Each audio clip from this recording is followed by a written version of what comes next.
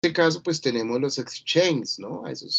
A Binance se le llamaría un exchange que tiene una arquitectura, tiene una capa de aplicación, como la que vemos ahí, muy dinámica, muy visible para sus usuarios, y en esa capa de aplicación, pues tiene múltiples billeteras, ¿no? Entonces, por eso ustedes ven que para Bitcoin, para Ethereum, para Shiba, para cada una de ellas puedo tener una wallet. Son únicas, pero están montadas todas sobre un exchange, es decir, sobre Binance en este caso. Y sobre ella, pues yo puedo interactuar, aunque de manera independiente en cada wallet, pues todas las wallets integradas a una sola operación, a una sola interfaz, que es la que me da el exchange. ¿Listo? Entonces el exchange es como el operador logístico de todas esas wallets, que es el que con el cual yo me entiendo para poder operar mi compra y mi venta. Y normalmente, pues ese exchange va a tomar una porción, una mínima porción de esa transacción que yo haga sobre las wallets. Entonces yo compro, vendo, pero él va tomando una fracción también, porque pues su modelo de negocio es ese, prestar el servicio como exchange. ¿Listo? Bueno, aquí hay algunos dispositivos de hardware eh, que, que son modelo de cold wallets, ¿sí? Que donde las claves están ubicadas pues en el dispositivo como tal, ¿sí? Y pues son dispositivos que a la vez se sincronizan eh, con el exchange, por ejemplo, para, por ejemplo, firmar transacciones. Funcionaría igual que una firma física de un usuario, ¿sí? El problema es que pues se pierda, por ejemplo, y pues cualquiera que tenga acceso pudiera utilizar el hardware para poder hacer la conexión y poder confirmar, por ejemplo, esa transacción. Además son costosos, ¿no? Pero pues también existe. Y al final, pues la custodia de la llave como tal permanece en el usuario, ¿sí? Y la transacción, la confirmación de la transacción, pues también eh, digamos, también la decide el usuario y quien asume, pues, el riesgo de pérdida o no de digamos, del activo por el uso de la wallet, ¿no? Por ejemplo, tenerla en físico, ya sea en un papel o en un dispositivo, pues prácticamente sería el mismo riesgo. Entonces, eso, bueno, miren, aquí tenemos incluso por QR algunos ejemplos de llaves que se pueden utilizar como wallets para acceder a la cripto, ¿no? Entonces, pues sería en última lo más, quizás lo más seguro, ¿no? Porque no están en caliente. Algunas medidas de seguridad para las wallets, entonces, pues el custodio real de la llave privada, ¿no? El no pues permitir ese acceso a cuando se tiene la custodia privada. Miren el ejemplo de las 7 palabras en orden. Entonces, pues el almacenamiento seguro de esas llaves, porque pues si quien las tenga, pues puede acceder a la wallet, ¿sí? Acceder y configurar un equipo además, ¿no? Teniendo la secuencia de cómo fue creada esa wallet, que sería en este caso a través de esas 7 palabras. Y el almacenamiento pues, de las llaves privadas, también hay servicios, como ellos funcionan como caja fuerte, algo así, como de almacenamiento, ellos prestan, hay entidades que ya se dedican a custodiar esas llaves también. Digamos, es un servicio que se puede delegar, ¿no? El almacenamiento de las llaves privadas, eh, pues por seguridad. Así como se tenía la costumbre, por ejemplo, en Colombia, de que había empresas que alquilaban una caja fuerte, un lugar seguro donde guardar sus llaves, pues también ese servicio hoy día pues también existe para las wallets, ¿no? Bueno, y existen unas medidas de seguridad que adicionalmente pues le dan un mayor valor a las llaves, a las wallets. Entonces, el primero la autenticación de 2 factores, en el que se utiliza más de una contraseña o se envían códigos al dispositivo o al correo para poder validar la entrada. Por ejemplo, Binance utiliza autenticación de correo electrónico y de mensaje de texto. Utiliza la lista blanca de direcciones para garantizar que los fondos solo se puedan enviar a direcciones que están previamente aprobadas. Entonces yo puedo determinar a qué únicas wallets podría yo permitir el envío, de tal forma que pues a un hacker le va a quedar difícil saber cuál es esa wallet, digamos, permisionada sobre la cual yo voy a enviar, ¿no? Entonces, es decirle al exchange, por ejemplo, yo solamente envío a determinadas wallets, ¿no? La billetera multisig que requiere aprobación a través de múltiples claves para obtener acceso a fondos y también enviar transacciones, es decir, que la billetera misma en su creación pues exige más de una validación. La distribución geográfica de las llaves, pues para protegerse de ataques, ¿no? Entonces, tener una llave, no sé, en una sede de la empresa, en un lugar, y tener la otra en otro lugar diferente, ¿no? Tener una distribución geográfica. El almacenamiento en frío que se hace a través de los dispositivos que acabamos de ver para garantizar que pues de forma en línea no se pueda hacer la transacción si no se cuenta con la entrada del dispositivo. Y las bóvedas criptográficas, que es la inscripción de la misma llave en otro archivo, ¿no? O bloqueos de tiempo para poderla abrir. También se pueden, bueno, hay software para eso, pero funciona como cuando una caja fuerte tiene una apertura de tiempo, donde solo después de un determinado tiempo se puede abrir. Entonces, el mismo concepto de bloqueo de tiempo se puede hacer con bóvedas criptográficas y se pueden delegar también. Entonces, aquí hay un cuadro que resume como los tipos de billetera y el nivel de seguridad, ¿no? Cuando son en caliente, las que son en línea, pues serán menos seguras, ¿cierto? Porque hay un intercambio de datos web.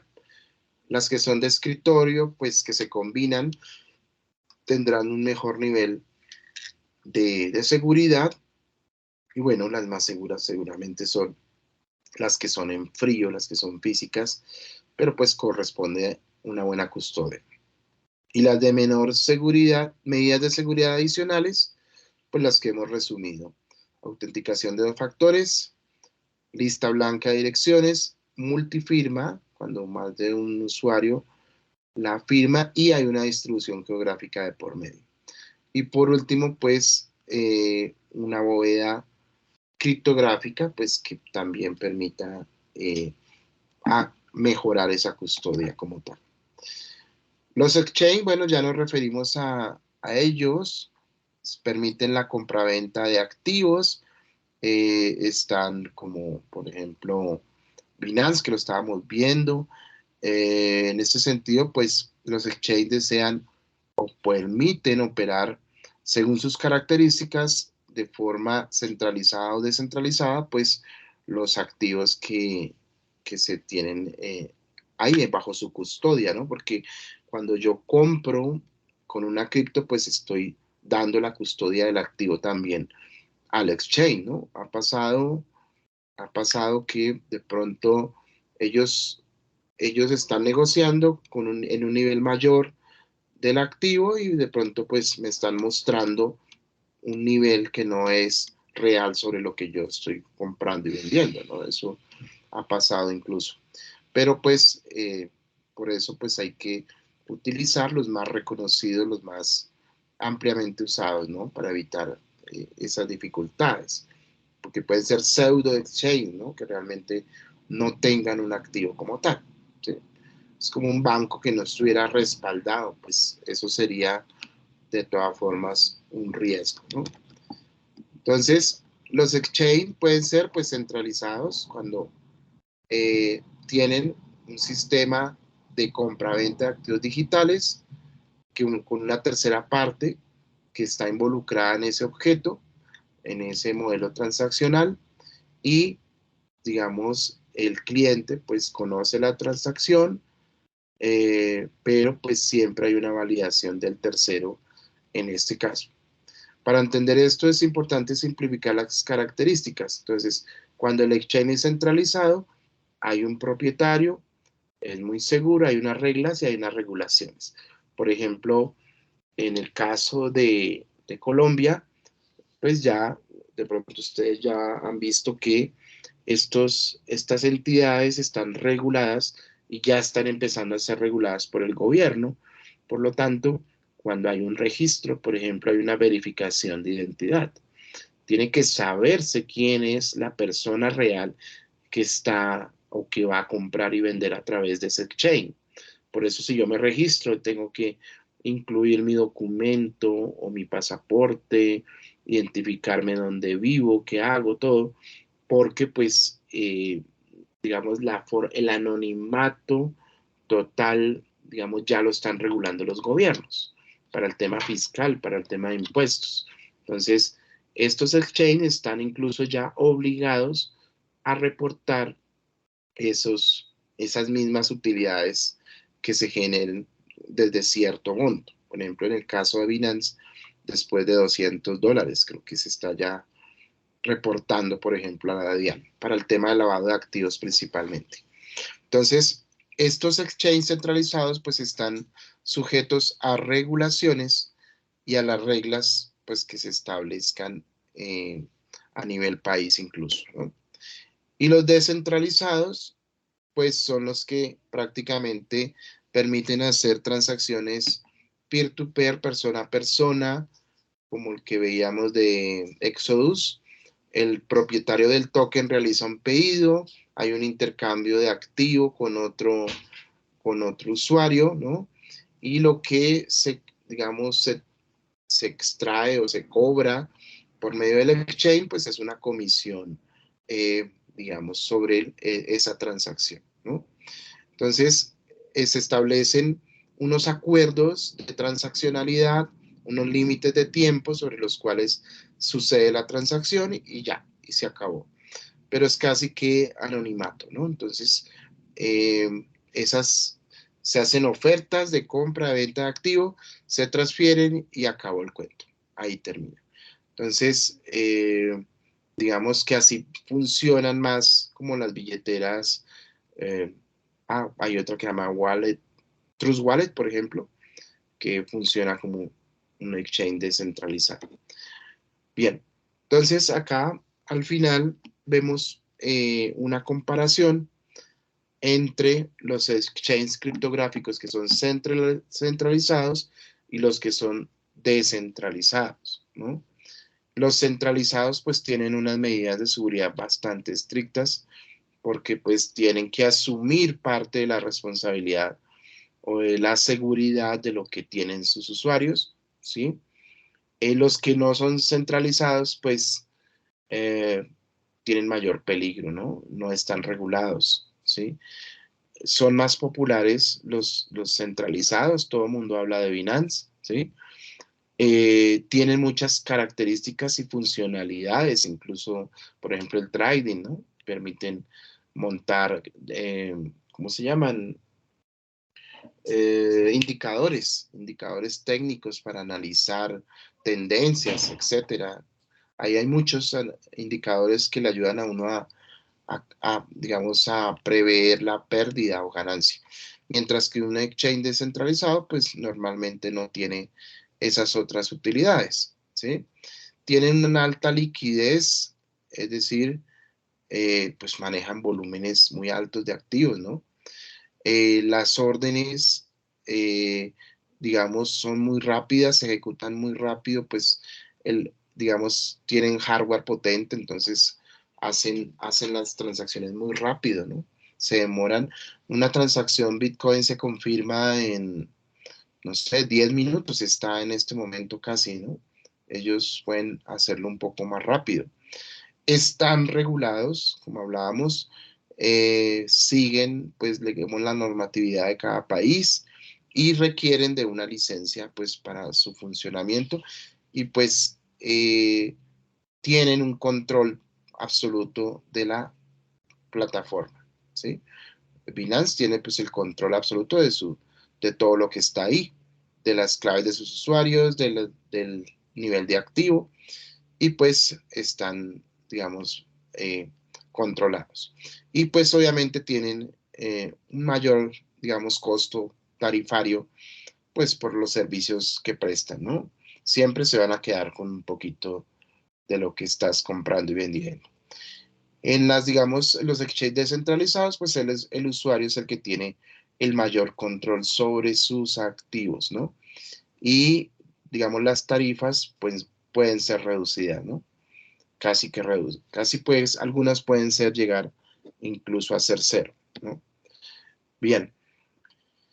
Bueno, y solo para terminar, pues, las billeteras criptográficas, digamos, pueden tener un nivel cuando no son custodiadas, pues tendrán una mayor responsabilidad en el usuario para que pues sea su cuidado eliminando pues intermediarios, ¿no? Además, las organizaciones pueden recopilar la data almacenada de las wallets para hacer estudios de marketing, bueno, todo nivel de mercadeo, de efectividad, digamos que esa información también pues tiene un valor, ¿no? Es algo que hay que considerar, sobre todo en los multi-chain, ¿sí? Y los usuarios de las billeteras criptográficas, tanto custodiadas como no custodiadas, pues tienen la responsabilidad de tomar las medidas necesarias para garantizar su propia seguridad, ¿no? Dado pues que el sistema como tal entrega la confianza en el usuario, ¿no? Bueno, bueno, eso es un primer acercamiento a lo que se pretendía en esta primera sesión de hoy, en la que ustedes pues ya empiezan a mirar de un modo más real qué significa la blockchain, qué se puede hacer, qué tipos de blockchain podemos ir mirando para nuestro caso, y luego de esto pues se va a ir, digamos, se va a ir desglosando un poco más para entenderlo con mayor facilidad y pues también decir, bueno, la idea es que al final del curso pues digamos, cómo puedo, digamos, pensar y modelar en un caso de uso una solución que podría ser de tipo blockchain. No sé si hay alguna inquietud, preguntas a este punto que podamos resolver o bueno, que nos queden para la otra sesión, puede ser también. Agustín, por ejemplo, voy a dedocracia. Camilo, pues, levantó la mano, lo escucho. O si quieres escribir. ¿Aquí me escuchas? Sí, sí, sí. Sí, Es que ya, es una pregunta que tenía como cuando estabas sí, explicando una parte, o sea, cuando estabas explicando la parte de mitos y retos, creo que una cosa ajá, que me gustaría como aclarar era sí, como, o sea, que si me ayudas a aclarar es, generalmente en todo esto que hemos visto hoy, que me parece súper, súper bueno, digamos que la información es súper valiosa, creo que una de las cosas que no sé si sea un mito o una realidad que me gustaría que me sí, ayudas a entender es qué tan válido o qué tan cierto es que cuando tú tienes un cripto, digamos, tienes, o sea, uso tecnología blockchain, tengo, digamos, un Bitcoin, un Ethereum, un sí, Polygon, ¿no? Y sí, estoy haciendo actividades ilícitas, ¿cierto? Como es un public ledger, o sea, estoy colocando un ejemplo, ¿no? Es que es como para que me entiendas el punto es, ujú, como es un public ledger, ¿cierto? Entonces, digamos que el Estado o un gobierno podría requerir, digamos, en Estados Unidos, ¿qué pasa? Yo creo que, según entiendo la legislación, si tengo una duda sobre esos procesos, esos activos, ahorita que hablamos también de la DIAN, yo puedo como Estado, no, o como Estado, ir a solicitar Public Ledger y lo podría ver para mirar el origen, como es blockchain, tengo el point a point hasta claro, llegar de la persona que lo dijo, ¿cierto? Entonces, mi punto sí, es, creo que hacer cosas fraudulentas en una red como esa, pues sería como ilógico, ¿no? Entonces, mi pregunta es un ujú, poco eso, como, ¿eso es posible o debo depender sí. de la red en la que yo sume? O sea, es un poquito como aclararme eso. Sí, claro. Mira, como precisamente estamos hablando de una blockchain abierta, pues al ser abierta hay total, digamos, potestad del Estado gobierno a verificar que un usuario que está ahí en esa blockchain, qué tiene, cuánto tiene y de dónde lo sacó. O sea, digamos que la regulación la impone el país en su normatividad, pero sí, precisamente como es abierto y detrás de esto hay un usuario, pues el Estado tiene la libertad de decir, bueno, de requerir a ese usuario y decirle, bueno, usted tiene aquí una transacción grande, ¿de dónde salió esa plata? ¿Cómo fue eso? O sea, eso ya, es más, por el lado de criptoactivos también ya han detectado narcotráfico y lavado de dinero porque pues precisamente es una red abierta, ¿no? Entonces, esto también ayuda mucho a los gobiernos en la medida que pues hay un exchange y ese exchange, por ejemplo, debe identificar a los usuarios. En las que son descentralizadas, pues es más difícil, ¿no? Porque pues ahí hay un pseudo anonimato. Digamos, si no hay un exchange de por medio, simplemente una billetera en la que yo envío de un usuario a otro, pues es más difícil de detectar esas cosas, ¿no? Pero al final, fíjate que al final yo tengo que convertir eso a dinero. Entonces, si yo, por ejemplo, acá, bueno, entremos acá. Si yo puedo tener mucho cripto, ¿no? Puedo tener 10 bitcoins, 600 millones de pesos, dólares, no sé, pero al final yo tengo que volver eso dinero. Entonces, cuando eso se vuelve fiat, dinero físico, pues ahí es donde también va a estar la mirada del ente a través del exchange de cómo se monetiza eso. Entonces, siempre tanto en la entrada, si es a través de un exchange, como en la salida del dinero fiat, pues va a haber un ente regulatorio que va a poder estar detrás de esa transacción también, ¿no? Entonces, mira, si yo, por ejemplo, acá está un poco lento, pero si yo aquí digo, al final yo tengo que convertir eso a fiat y lo tengo que vender, pues ahí también eso va a llegar, por ejemplo, puede llegar a una cuenta bancaria, porque aquí se haría a través de una cuenta bancaria. Y tú vas a tener que explicarle al banco y al gobierno, pues, cómo llegó ese dinero a tu cuenta bancaria. ¿Ves? Entonces, al final siempre va a haber, yo diría que siempre va a haber una regulación de por medio y en la medida que es público, pues también va a ser posible que haya esa regulación. Mira, si yo al final quiero monetizar ese criptoactivo, pues en la contraparte al final va a ser un banco. Mira, aquí al final vas a tener un banco de por medio en el cual vas a volver eso dinero público. ¿Ok? Bueno, gracias. Muy buena pregunta.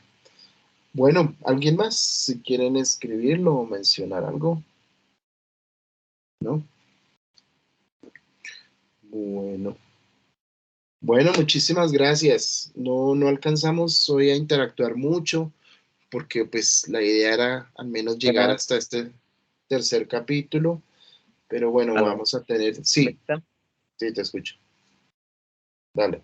No, no, mira que yo sí difiero con lo que tú dices. O sea, casi que está comprobado que la mayoría de patrones mafiosos, o sea, meten sus dineros acá y hacen lavado de activos. O sea, Sí. no solamente de En Latinoamérica, las... sino de Europa y de China como tal. Ok, Entonces, digamos que, que mucho de ese dinero que se mueve ahí en las sí. criptomonedas, pues no vienen de buenas fuentes. Y pues eso está, Bueno, digamos que quizás sí, ahorita se está medio regulando porque ya empezó a haber una sí, regulación, se está pero ya el empezando a dinero que regular. está transitando ya no hay nada que hacer. O sea, ya se ha movido mucho. Ujú. Sí, Sí, claro, ¿no? Eso sí, ya quién sabe cuántas vueltas ha dado.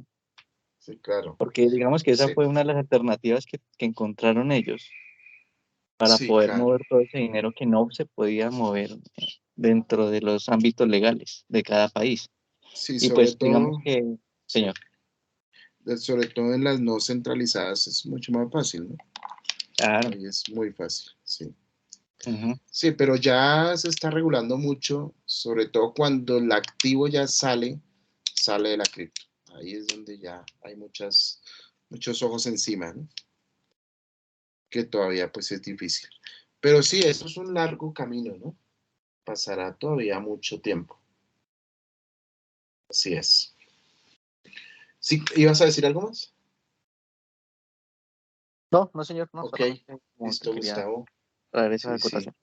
Sí, eso no se puede generalizar ni total ni nada. O sea, los entes regulados todavía están, y ese es un afán también del sector bancario de poder empezar a regular todo eso, porque ahí están perdiendo mucho terreno, ¿no? Entonces, ahí ellos necesitan, y ya los más metidos en los modelos de inversión hoy con cripto también son los bancos, precisamente, en todo el mundo, y Colombia no es la excepción.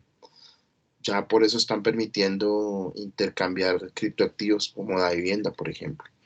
Bueno, listo. Bueno, muchísimas gracias. Entonces, quedamos pendientes. No olviden la plataforma de Educa, irla revisando, ahí va a estar todo. Y bueno, estaremos en un nuevo encuentro aquí profundizando mucho más en esto. Todo esto que les va a servir muchísimo en su vida empresarial. Muchas gracias a todos. Muchas gracias, Feliz. Bueno, a usted también. Ok, Excelente día para todos. gracias. Muchas Hasta luego. gracias a todos. Hasta Gracias. luego. Bueno, buen día.